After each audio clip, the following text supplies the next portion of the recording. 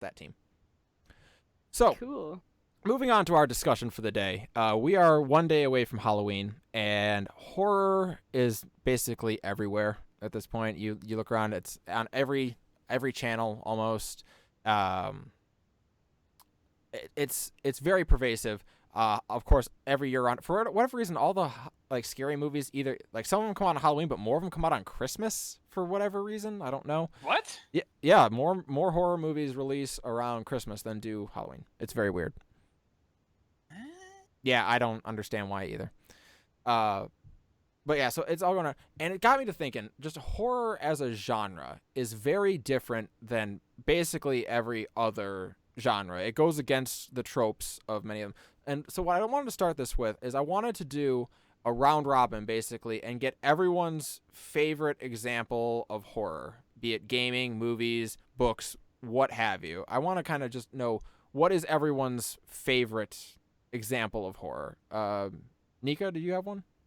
So the way that horror works for me is that I'm the kind of person where whether I'm reading a book or playing a game, I get very, very immersed into the story. And I'm not going to sit here and scream my immersion, but really, I'm that kind of person that gets so emotionally connected to the character that I feel like I am the character that I'm playing. And so whenever all of a sudden, like if there's a game where then all of a sudden, like the next scene you switch to a different main character, it throws me off because I'm like, wait, that's not me. I'm the other guy. So I really cannot play a horror game, especially because you're actively playing it yourself. It actually feels more like me because I'm actively controlling the character. And so because of that, if I'm playing a horror game, I get terrified. Like I freak out. The closest thing to horror that I've ever managed to play was Heavy Rain. Okay. What? That's not horror at all. It's suspense and it's scary. Like I can do suspense, okay, but I can't do like jump scare, ghost horror, like coming out of the wall, killing people type of stuff. I cannot do it because it terrifies me. So I can do suspense and kind of like thriller, but even that has my heart racing. Like let me tell you, my time playing Heavy Rain, I only I played through it in one sitting because I was so terrified that if I turned the game off, everyone was gonna die. It scared me. My heart was racing the entire time I was playing it. I was scared to even go leave the bathroom in case I came back and my entire cast of characters was dead. Like I was just so scared of the game. We need to get I couldn't. I literally started I think at like 1 p.m. playing Heavy Rain and played it through till 8 a.m. the next day. We need to get a PSVR and get Nika on a horror stream. No. I think everyone would love to see you going through Resident Evil 7 on the VR. I can't do it. I can't. I want to do it. I'm so ready for that. All right. So, do you have anything that you have gotten through that you like enjoyed in any way? Just Heavy Rain. That's it. And I did enjoy it, but it's still I'm not sure I could ever play through it again because it'll have a heart attack. I can't. Okay. Wow. Interesting. Wow. And yeah, I can't. All right. Chris. All right. So,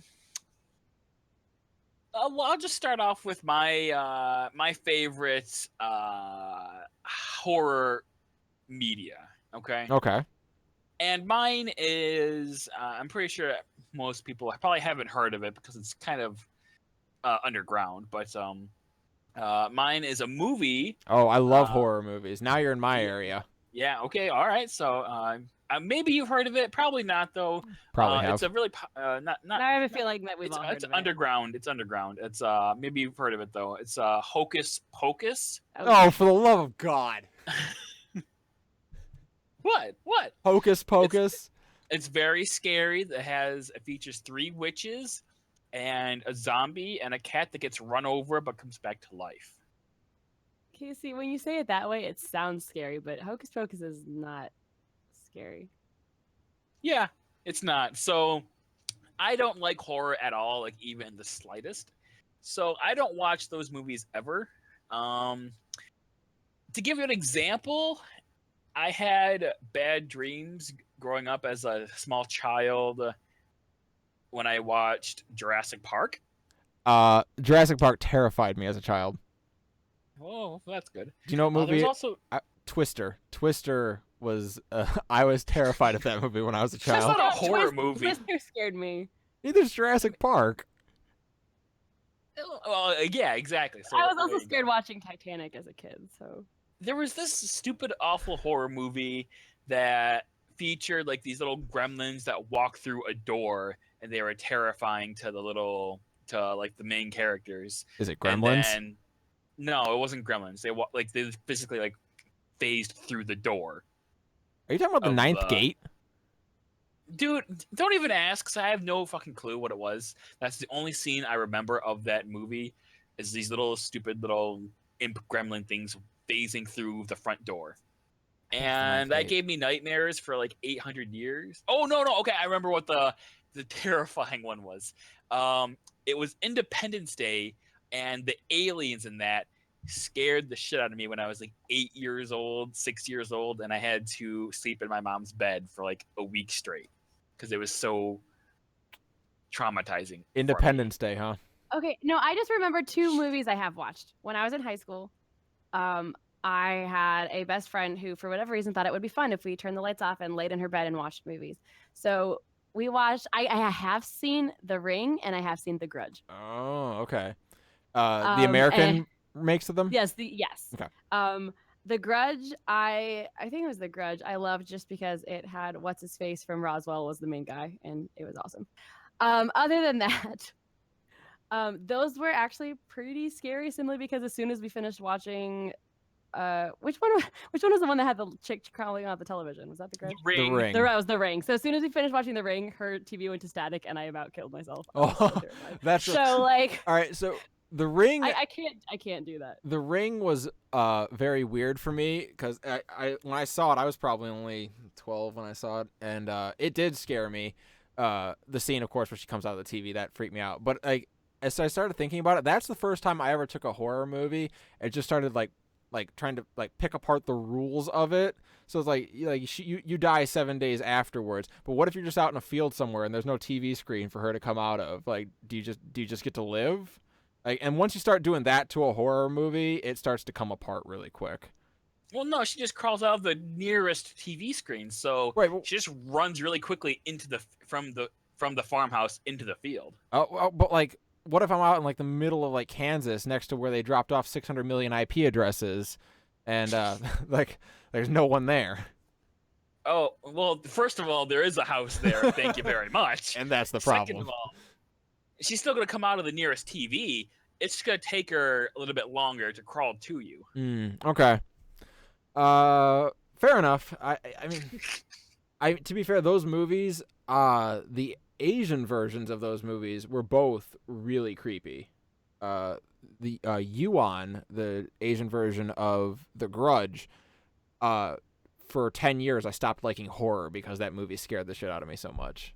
Like, I hated that movie so much that I stopped liking horror as a genre for 10 years. And only recently have I started to get back into it. So that was spooky. But overall, I think the horror genre is very interesting because it plays out so differently in movies than it does in games. In movies, the appeal of making a horror movie is you can make it for dirt cheap. You don't need crazy effects. You can build it on cheap sets. You don't want any big name actors. You only want lesser known actors, because when when you see Johnny Depp on the screen, you're like, oh, this is not real. That's Johnny Depp there. Although, ironically, his first big movie was a horror movie. Never mind. Bad example. Okay. Wow, you're But really if that was shitty his at first this. big movie, he was lesser known then. So. Yeah, he wasn't. Yeah, exactly. He was much lesser known back then. But so you can make a horror movie for dirt cheap, and that's the appeal of them. You don't have to have a huge return on it. Like the Saw movies, I don't think the first one was made on like a $2 million budget. It was made dirt cheap. Oh, I've seen Texas Chainsaw Massacre. Does that count? Yes, that movie's terrifying. What? Because I actually didn't like that one. I remember thinking that it was really stupid and cheesy. I mean, but didn't that one also have what's her face? That one had someone famous in it. She was also in Seventh Heaven. What's her name? Wait, stop. You were afraid of heavy rain But you were just fine with the Texas Chainsaw Massacre? Yeah, I thought it was cheesy. I remember thinking it was like really unrealistic that the people that everybody just like happened to die except for like the one chick and the baby or whatever. And I was like, this is not realistic, so it wasn't scary because I couldn't immerse myself in it as much as I did with the other one. Like with The Ring and The Grudge and even Heavy Rain, I felt for the characters, I connected with the characters. Texas Chainsaw Massacre just felt like a cheesy high school fanfic horror film. That is an interesting So- point because the ability to connect with characters is one of the things that modern horror movies tend to lack. It tends to be a really difficult thing. I don't know why. For like all the characters have become such archetypes and tropes that it's very hard for people to feel for the characters. I just saw a movie that actually handled that really well. It was called The Cabin in the Woods. I missed it when it first came out, but I just recently saw it. And the spoiler alert for anyone who's planning on seeing it. I know you two aren't. So the premise is basically these gods of Eld are going to come back and destroy the world if they aren't given sacrifices every now and then. And so this government agency basically creates what we would view as a slasher horror movie where they get these kids to go to a cabin and be idiot teenagers. Like instead of just like having sex randomly, like you find out that that's because like they're pumping aphrodisiacs into the room to get the teenagers to want to be dumb and have sex. Okay, hold on. Yeah. I just heard. I was tuning out because you were blathering on for a long time, but I heard lots of sex. Yeah, you did. Is that a thing in horror movies? Usually, yeah. Oh well, shit! I need to start watching some more horror movies then. Yeah, usually some people have sex and they get killed. That does happen a lot. Yes. That sounds more like Law and Order SVU, but What? Yes, people have it's sex just and then like they Law die. and Order That is SVU. Law and Order SVU. All right, so Well, Just okay. saying. we're gonna Callie, let's or excuse me, Callie. Let's switch footings. What was your favorite horror genre media thingamabob? I would have to say, even though it caused me to hate the genre after that, I would have to say Yuan, because it every way it could have scared me, it freaked me out. So like now you go back and you love it, or what? No, I won't watch it again. So why And is yet it your favorite? it's weird. It's a love-hate thing, I guess, with horror, where it's like, it's not that I love it even, but I respect it. I respect that I saw a movie that was done in a way that I was utterly terrified of it. Like, I watched things like, you go back and watch the slashers from the 70s, 80s now, they're pretty ridiculous. If you try to watch Halloween, I went and saw a midnight showing of Halloween the other night, and it was ridiculous. Like, everyone in the audience was just kind of laughing throughout the whole thing because it's not 1978 anymore, and those things don't scare us anymore. So to have that movie where I still know if I watch it, I will have nightmares. Yeah, that I just give it credit, I guess. That's a really well done movie. See, I'm that way with like emotional things. Like if I can watch a movie or play a game and it makes me cry, then I love it. But if it terrifies me, no, That's not thank fair you. though, because everything makes Nika cry. Well, but I'm just a really emotional person. So I feel like if I can connect with the characters enough that I feel for whatever their sad situation is, then I feel like the story is done correctly. Mm-hmm. And it makes for a good point that terror is a very visceral emotion that can be very hard to, bring out of people. So when you do it well, it's impressive. It's kind of like, for me, if I saw a movie that I actually cried to, I would have all the respect for that movie because I've never seen a movie that made me. The only movie I ever saw that made me cry was Grave of the Fireflies. And if you don't cry at that movie, you're a monster. I don't know how you exist in this world. But I mean, outside of that, but again, I have a respect for that movie because it can bring that emotion out. And that's something that Robbie talks about a lot. He has a lot of respect for people who can invoke those reactions in you. Yeah, I mean, I do too. But when it comes to horror, I just don't like the feeling of being afraid. Like when I was younger, I used to do haunted houses, but I can't do them anymore. Somebody like jumping out at me or having this constant fear that I'm going to be screamed at or something. Like I can't do it anymore. And I don't know why I've grown up and grown out of that so much, but that feeling of being constantly afraid, I I can't do it. And that's kind of the thing. I don't care for jump scares myself. I think that's a very lazy form of horror. It's kind of like excessive gore, like when you see movies like Saw or Hostel or things like that. That's just, I feel like they're using effects to just try to to invoke that reaction just plain visually. I love a lot of the older horror movies where it's what you don't see that scares you. It's the not knowing that is scary. But Yeah. the last point I want to talk about with horror is PSVR is here. It is here, and we've heard the reports of even back as far as the Oculus, with people ripping their headsets off because they were. What's that? There's a video of people doing that. There's a lot of videos of people doing that because games, horror games, can make such effective use of VR, and having this thing like an inch away from your eyes as you're kind of sealed into this VR headset. People were so terrified that they were tearing their headsets off and breaking them, and apparently that happened with the PSVR, where someone ripped the cord right out of the cabinet while they were testing out a horror game. So as VR gets here, it's going to change the way we look at horror. I think if you are a horror fan, for the better. I think You will never see me near a horror game with one of those things. Come on, never. you don't want to even not even the RE7 demo. No. All right, fair enough. Like, I would love to do Until Dawn in VR. I thought Until Dawn was one of the better examples of a horror game to come out in the last decade. I would love to do that on VR.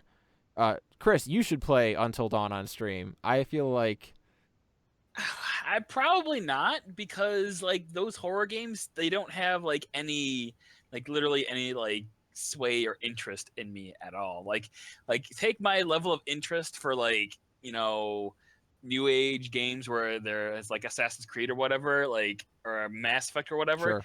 And like horror games are like 10 times below that. Like I don't think I have like any. Is it because you're afraid of them like I am, or you just literally don't care? I won't lie and say I'm not afraid of them, because I probably am. But at the same time, it just doesn't interest me at all. I just get so bored. Like I'd rather go raid in Final Fantasy 14 than I would play a horror game, like a Resident Evil game. All right. The reason I think I would like to see you play is because you say you don't do any of the movies. And the interesting thing for me was watching the tropes that happen in every slasher movie, watching those play out in this game where you can kind of try to play around them, so it kind of messes with your expectations. I'd be very curious to see how that game plays for someone who doesn't do anything horror related, or going into it blind. I guess it'd be more interesting to watch than it would be to play at that point.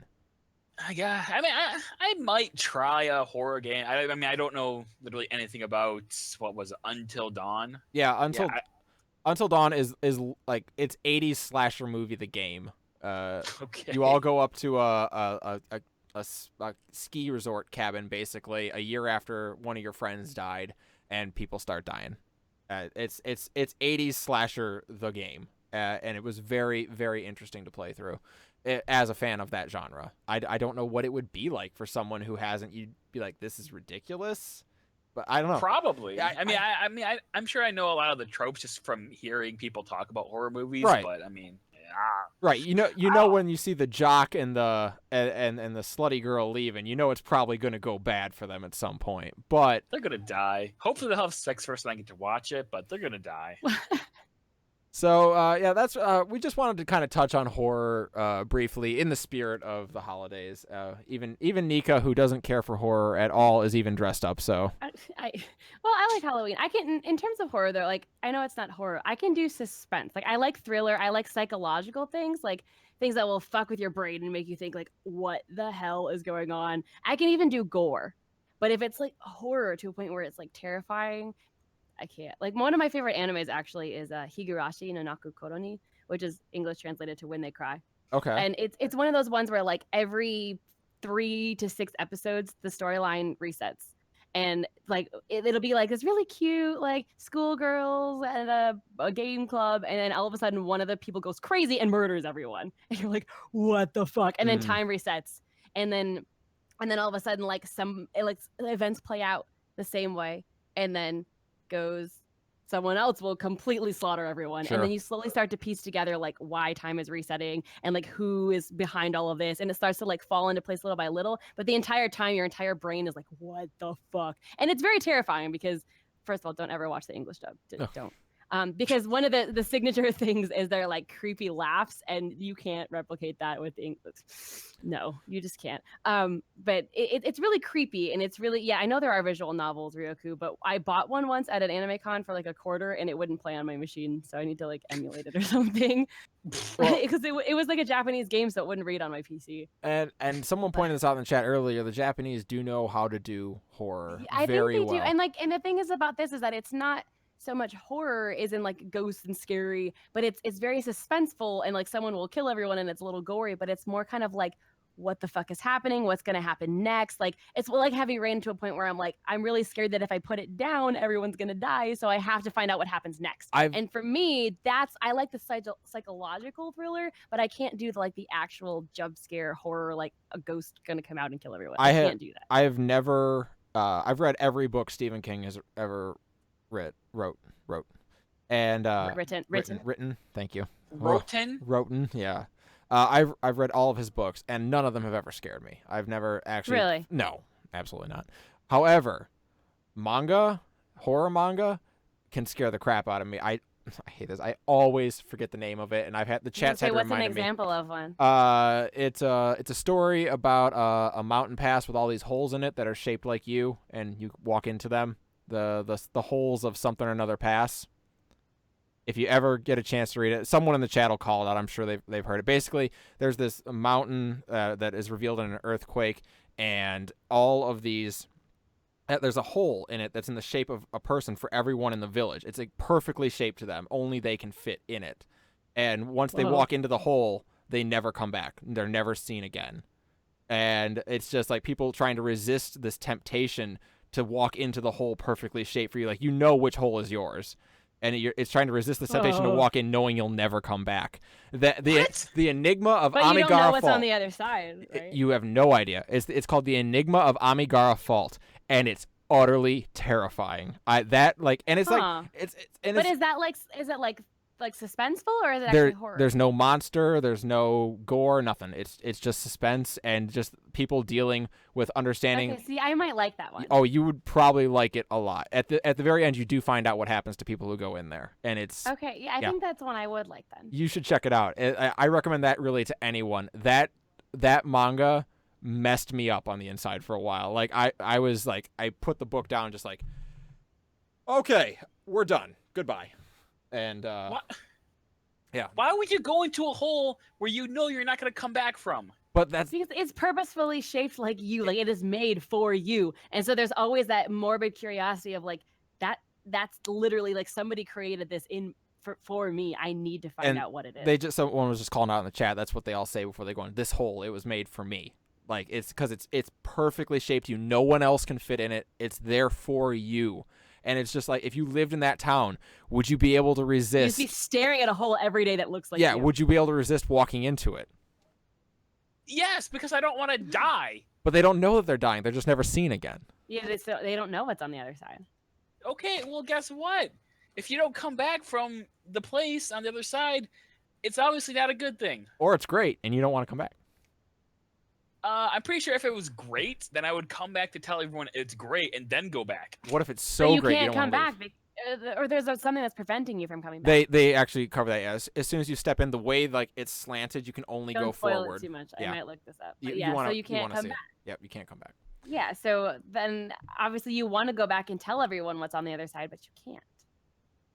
So yeah, I do recommend that to everyone. It is very creepy, and a good example of horror outside of the two main genres of it these days, which would be video games and movies. So it does exist elsewhere. So, but yeah, and in the spirit of Halloween, we just wanted to touch on that real quick. We do have to get to a couple of emails today with our last 20 minutes or so of the